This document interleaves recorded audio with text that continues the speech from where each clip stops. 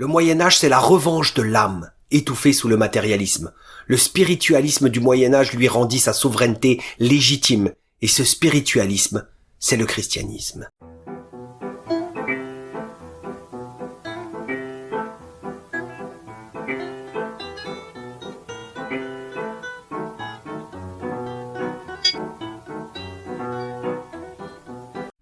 Mesdames, mesdemoiselles et messieurs, bienvenue, le livre est une arme.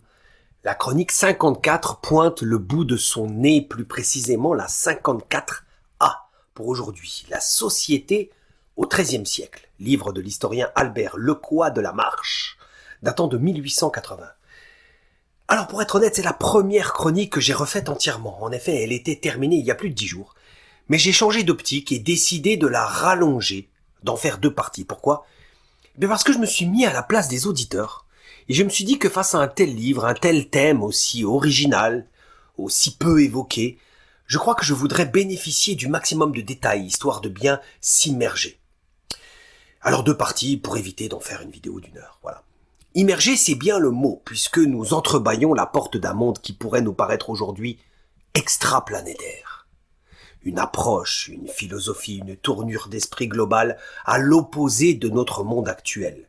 Ce sacré Moyen-Âge, comme le stipulait le titre d'un essai de Martin Blais, que je vous conseille d'ailleurs, ce Moyen-Âge où une quantité d'abus et de misère égale la somme de ses vertus et de ses progrès.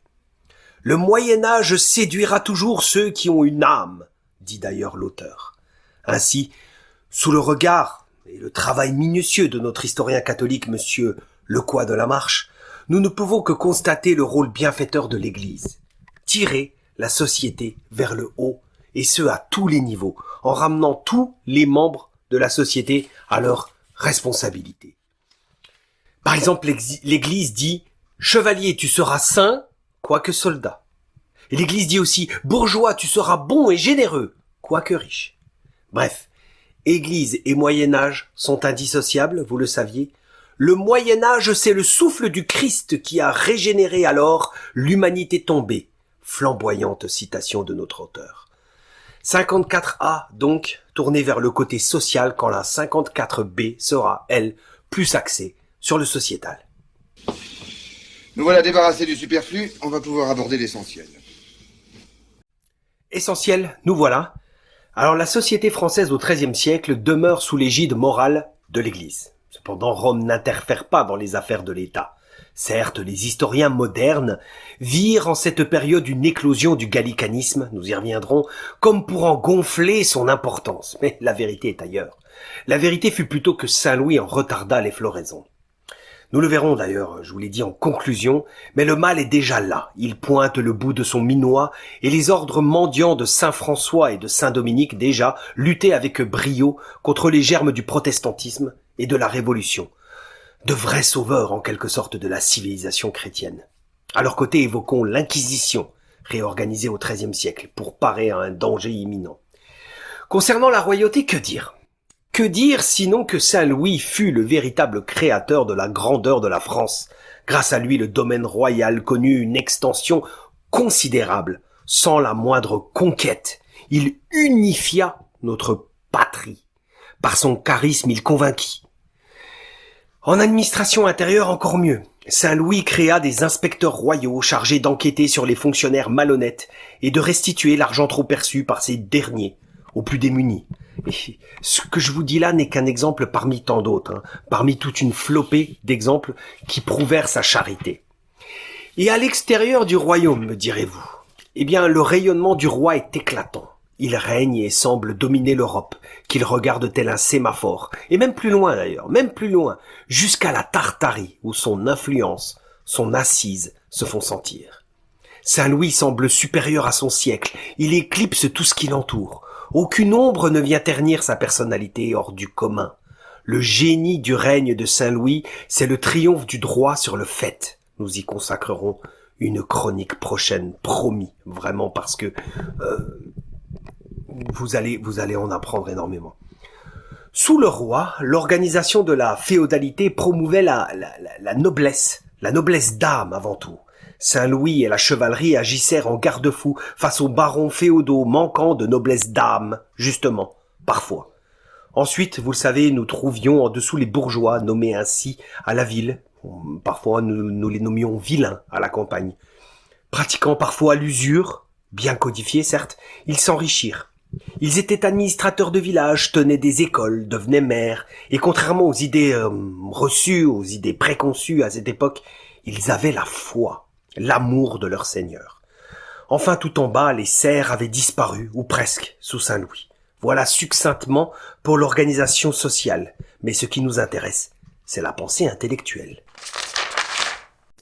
Et le Moyen-Âge impressionne par sa curiosité insatiable. Cette volonté de vouloir tout comprendre, tout étudier, tout soumettre au rationnel, symbolisée par la philosophie qui comprenait 4 parties d'études. La théorie, la pratique, la mécanique, la logique.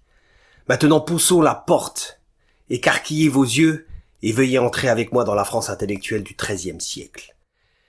La théologie demeurait l'étude suprême, soit la science de Dieu, accompagnée de liturgie. Saint Thomas, Albert le Grand. La philosophie, version Aristote, arrivait au second rang, principalement par la dialectique, qui commença à cette époque à produire des rhéteurs par opposition aux penseurs de l'Église. La rhétorique, justement, soyons honnêtes, était enseignée certes, mais surtout l'éloquence, celle qui parle de Dieu, l'art de citer des prières. Arrivait ensuite la poésie latine et française, produisant un nombre d'œuvres considérables, des hymnes, des chansons de gestes, des fabliaux grossiers parfois même.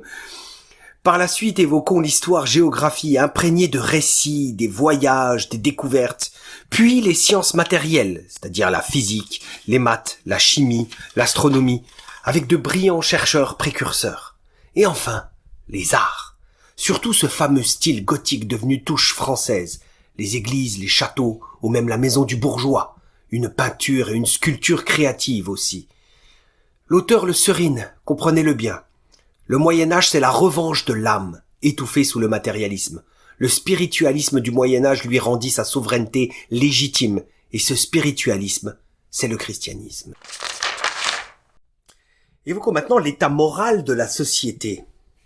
L'auteur ressentit le désir de prendre le pouls du pouvoir de cette époque. Rien de plus éclairant, selon lui, que de s'attarder sur les anecdotes populaires restées gravées dans les chartes, ce que nous qualifierions aujourd'hui de faits divers, et qui en disent long sur Saint-Louis et son grand-père, Philippe Auguste. Alors ce dernier brille par son esprit, son humour, son côté gaulois aussi, un fier bon vivant. En revanche, ses traits de piété furent plus inaccoutumés, au point même que, selon un témoignage, Philippe Auguste eut besoin de délivrer son âme à Rome à cause de ses péchés. Il mourut, je crois, en 1223. Entre 1223 et 1226, le règne de Louis VIII le Lion et de son épouse Blanche de Castille fut trop momentané pour en tirer quelconque oui-dire croustillant. Parlons maintenant, et c'est le gros, de Saint-Louis. Dès son jeune âge, les histoires circulèrent au sujet de sa charité. Par exemple, lorsque la nuit il se levait, se déguisait pour donner de l'argent aux pauvres. Tout un symbole en quelque sorte, puisque pour lui la charité remplaçait avec avantage les gendarmes. C'était une de ses philosophies. Cette charité imprégnée en Saint-Louis et qui toucha même au cœur de nombreux sarrasins qui se convertirent lors de leur rencontre. Que pouvons-nous vous apprendre d'autre sur lui ? Peut-être vous rappeler son humilité vestimentaire. Il avait en horreur la toilette somptueuse des princesses de son temps. Surtout vous souligner à quel point il fut un vrai théologien, capable de reprendre et de corriger un clerc au besoin, admirateur et grand lecteur de saint Augustin devant l'Éternel. Le confident de Saint-Louis demeurait l'influent Guillaume d'Auvergne, qui fut, par exemple, chargé de lui annoncer qu'il venait d'avoir une fille. Ouais, on l'envoyait à l'abattoir en quelque sorte. Elle s'appelait Blanche, au lieu d'un garçon. Mission accomplie qu'il réussit donc avec tact et doigté. En 1244, Guillaume baptisera le fils enfin nommé Louis, le fils tant attendu, mais qui ne vécut que 16 ans malheureusement. En clair, et pour prendre de la hauteur, la cour vit sous la malignité de la critique et des médisances. Mais jamais Saint-Louis ne s'y prêta. Toujours il fut hors d'atteinte, comme si une auréole était ceinte au-dessus de sa tête. Descendons quelque peu dans la hiérarchie sociale de l'époque et parlons des ouvriers. Alors ceux-ci sont généralement des bourgeois, c'est-à-dire issus des villes, ainsi que des personnes libres, c'est très important de le rappeler, ce que l'Église leur rappelle justement sans cesse. Vous n'êtes plus esclaves, vous faites le bien, vous secourez la misère d'autrui. Par exemple, le cordonnier ou le médecin offre gratuitement ses services aux plus démunis.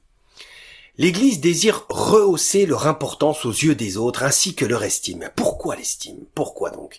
Bien tout simplement car il subsistait de vieux relents d'une pensée païenne prétextant que le travail était voué aux esclaves. Sous Saint-Louis, le travail est noble et le travailleur manuel est celui qui remplit le mieux sa mission sur terre.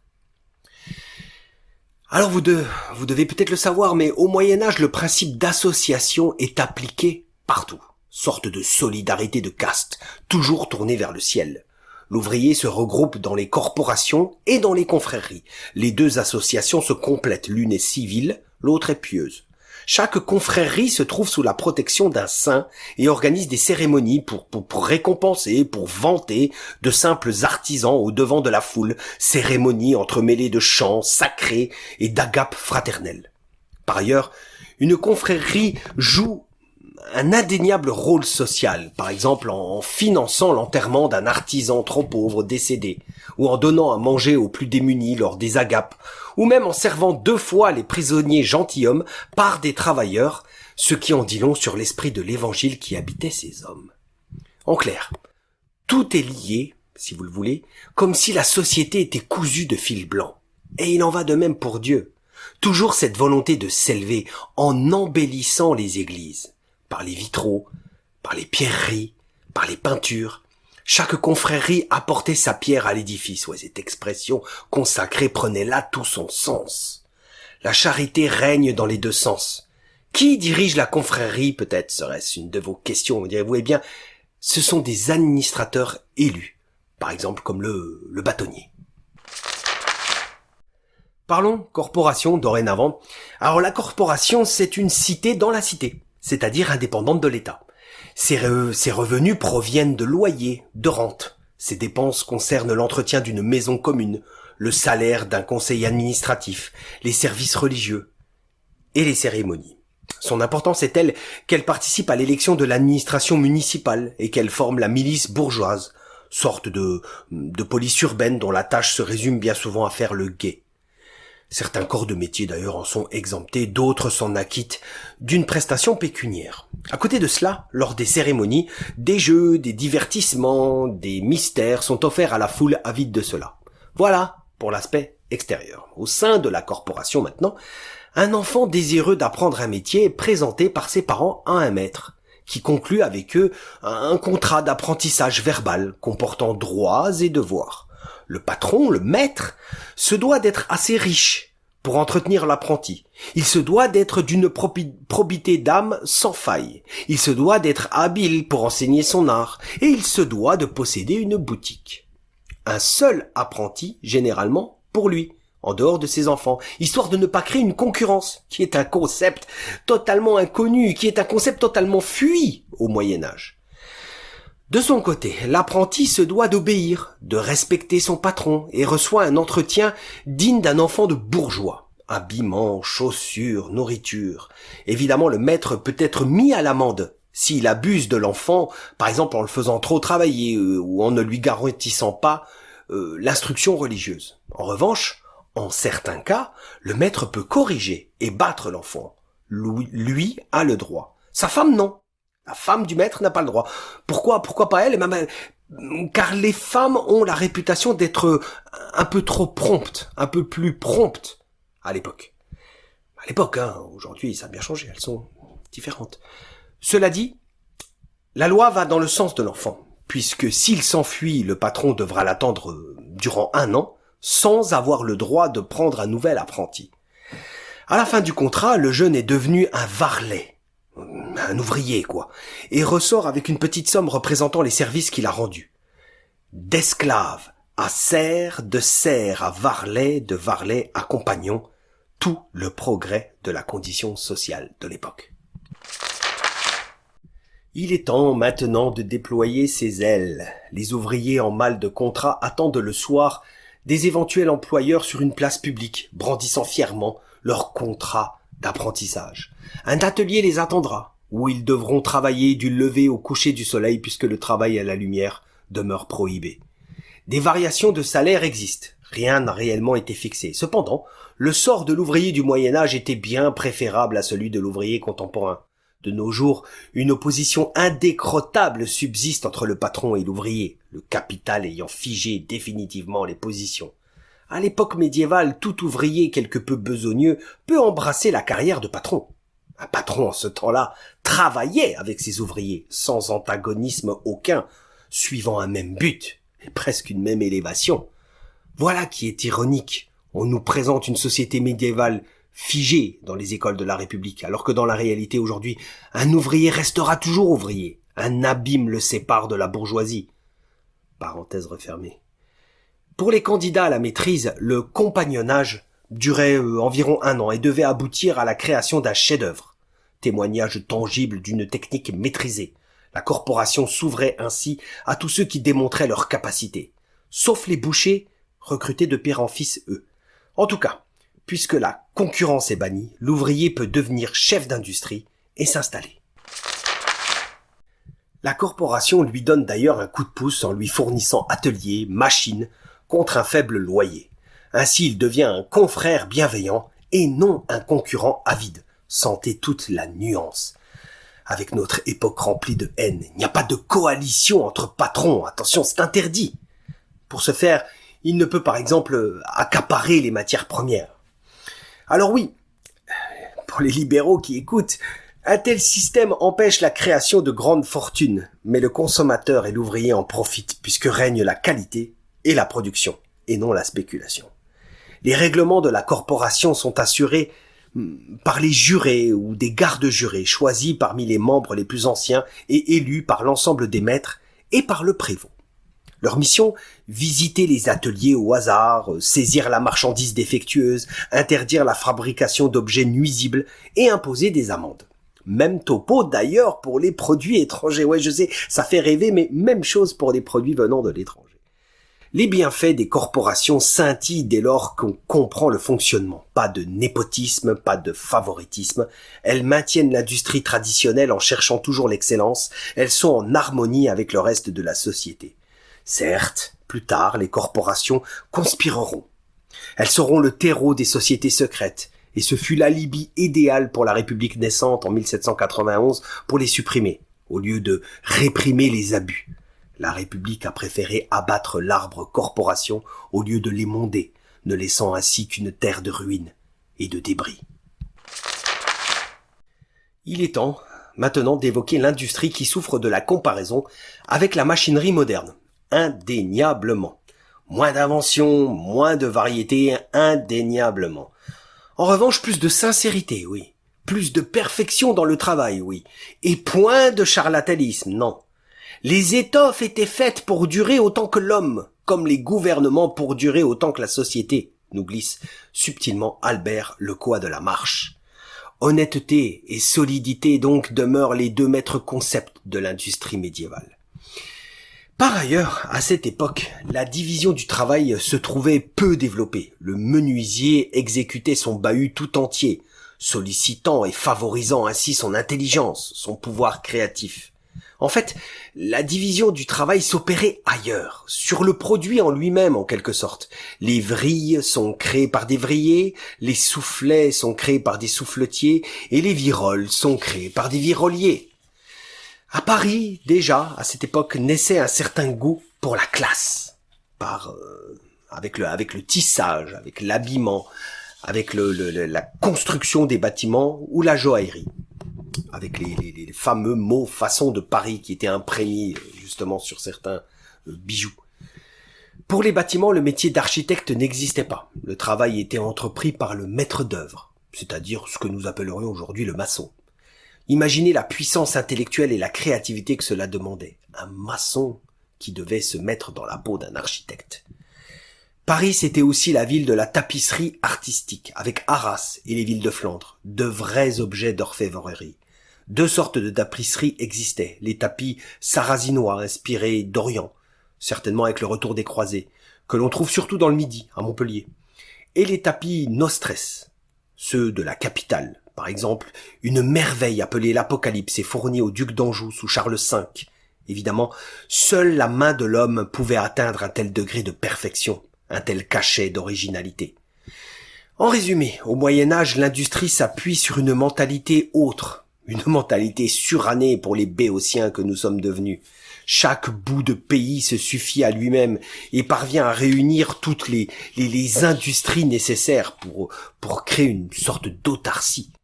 Ce système si éloigné du nôtre protégeait les ouvriers qui trouvaient une nouvelle famille au sein de la corporation où la charité régnait. Des liens d'interdépendance positifs unissaient les membres, alors qu'aujourd'hui les ouvriers sont des individus juxtaposés où les réunions communes ne débouchent que sur des émeutes, des manifestations, des merguez, dans un esprit négatif d'opposition né du prolétariat visant in fine leur propre ruine. L'ouvrier du XIIIe siècle était sanctifié en lui enseignant qu'il se trouvait au niveau le plus honorable. Voilà le véritable humanitarisme.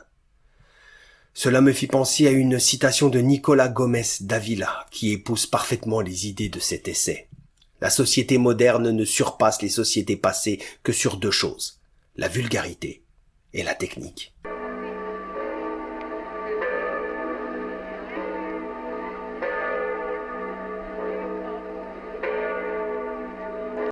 Allons maintenant au-delà du livre, évoquons la nation française, sous Philippe Auguste. Parce que sous Philippe Auguste, avec le recul, se crée une sorte d'ambivalence. C'est la naissance de la nation française. Bon, il y a débat, mais vous allez voir, de toute façon c'est pas ça l'idée principale. C'est la naissance de la nation française, et c'est aussi, déjà, les germes qui conduiront à notre déchéance, à notre décadence, à l'évanescence de notre civilisation.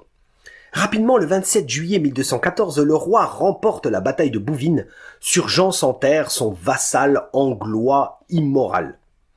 Il était allié aussi avec l'empereur germanique.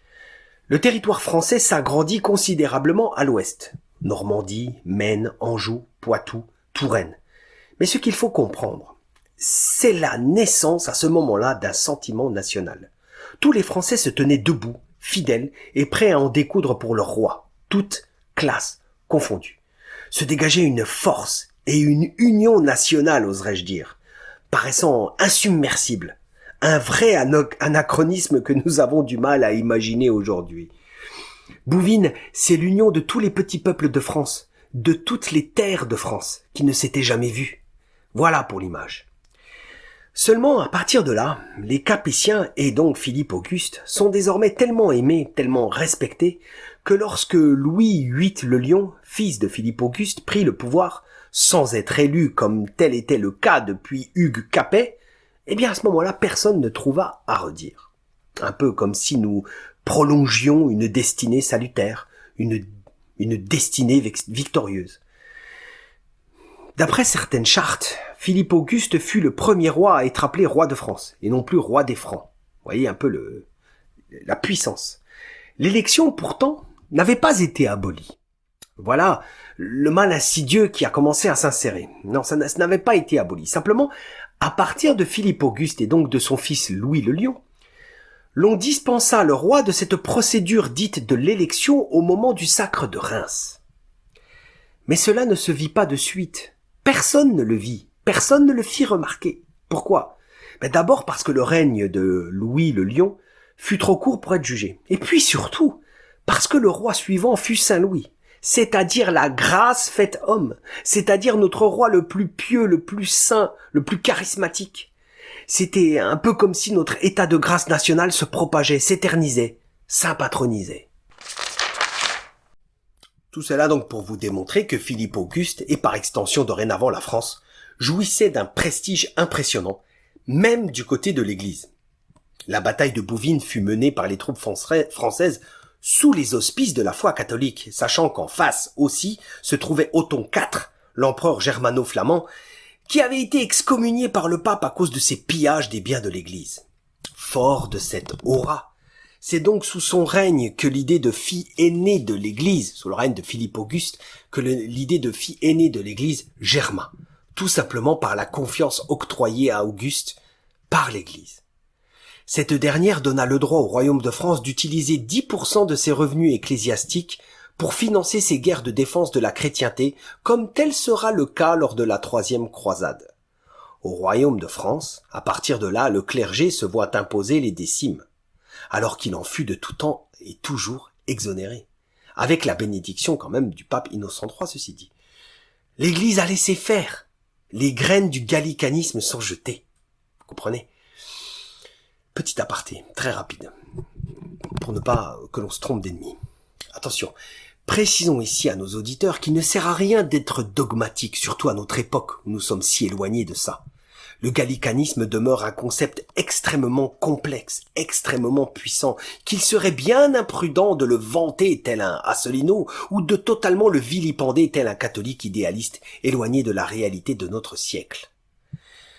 Dans le gallicanisme, nous trouvons cette idée de souveraineté que nous avons égarée depuis si longtemps. Mais dans le gallicanisme, nous trouvons aussi cette idée d'un pouvoir renforcé du souverain qui ne répond plus de ses actes devant Dieu. Ce sont les prodromes de l'humanisme qui naquirent à ce moment-là. Et à partir de là, la France commencera à prôner l'indépendance des affaires temporelles des princes à l'égard du spirituel. D'ailleurs, pendant la crise du grand schisme d'Occident, quelques siècles plus tard, c'est la France qui élaborera la doctrine qui soumet l'action de la papauté au contrôle des évêques. Finalement, qu'est-ce qu'une nation, puisqu'on a dit que la nation française naissait à ce moment-là? Qu'est-ce qu'une nation si on devait la définir? Eh bien, c'est une entité politique sur un territoire donné qui privilégie ses intérêts politiques particuliers au détriment du bien général de la chrétienté. Cependant, cela ne signifie pas, à mes yeux, qu'il faille rejeter le nationalisme parce qu'il va à l'encontre de l'idéal chrétien. Non, ce n'est pas ce que je dis. Il faut par contre redevenir nationaliste pour avoir l'espérance de viser l'idéal chrétien. Que jamais de France ne sorte la gloire qui s'y est arrêtée. Chevalier